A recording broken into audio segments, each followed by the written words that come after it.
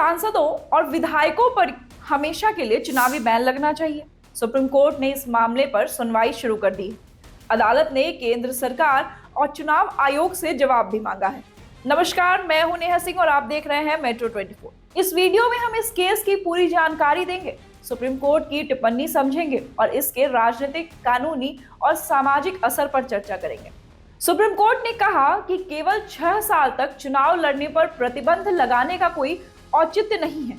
Justice Manmohan और justice Dipankar Datta ने सवाल उठाया। उन्होंने सवाल उठाया कि अगर एक सरकारी कर्मचारी दोषी साबित होने पर बर्खास्त किया जा सकता है तो नेता क्यों नहीं। हालांकि इस मामले पर अगली सुनवाई 4 मार्च को होगी। अगर तब तक केंद्र सरकार और चुनाव आयोग जवाब नहीं देती है तब भी सुप्रीम कोर्ट इस मुद्दे को आगे बढ़ाएगा। आइए अब जानते हैं कि इस मामले में मौजूदा कानून आखिर क्या कुछ कहता है। जनप्रतिनिधित्व कानून 1951 की धारा 8 के तहत अगर किसी नेता को 2 साल या उससे अधिक की सजा होती है तो वह सजा की अवधि खत्म होने के बाद 6 साल तक चुनाव नहीं लड़ सकता। हालांकि इस प्रतिबंध के बाद वह फिर से चुनाव लड़ सकता है। सुप्रीम कोर्ट अब इस कानून की समीक्षा करेगी और संभवतः इसमें बदलाव हो सकता है।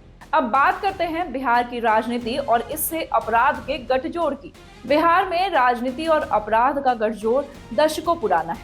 1990 के दशक में यह चरम पर पहुंचा जब कई बाहुबली नेताओं ने राजनीति में अपनी मजबूत पकड़ बनाई। शहाबुद्दीन, आनंद मोहन, अनंत सिंह जैसे नाम चर्चित रहे, जिन पर गंभीर आपराधिक मामले दर्ज थे।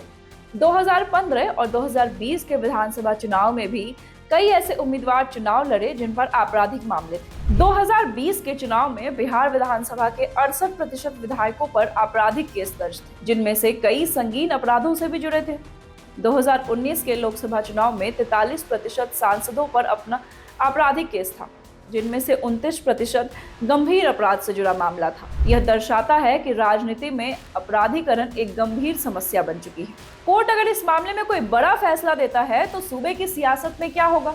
अगर आजीवन बैन की सिफारिश मानी जाती है तो कई बाहुबली नेता राजनीति से बाहर हो सकते हैं। यह फैसला आने वाले बिहार विधानसभा चुनाव में समीकरण बदल सकता है, क्योंकि कई दलों में अपराधी छवि वाले नेताओं का बोलबाला है। जनता की उम्मीदें भी बढ़ेंगी कि राजनीति में स्वच्छ छवि के उम्मीदवार आगे आए। क्या चुनाव आयोग राजनीतिक दलों पर प्रतिबंध लगा सकता है?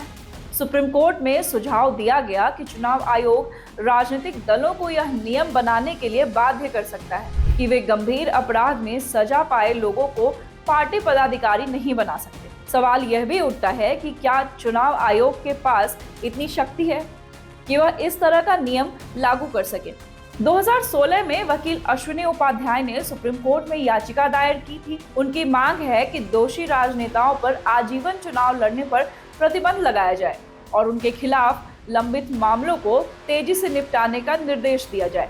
उन्होंने कहा कि राजनीतिक दलों को यह बताना चाहिए कि वे स्वच्छ छवि वाले उम्मीदवार क्यों नहीं ढूंढ पा रहे।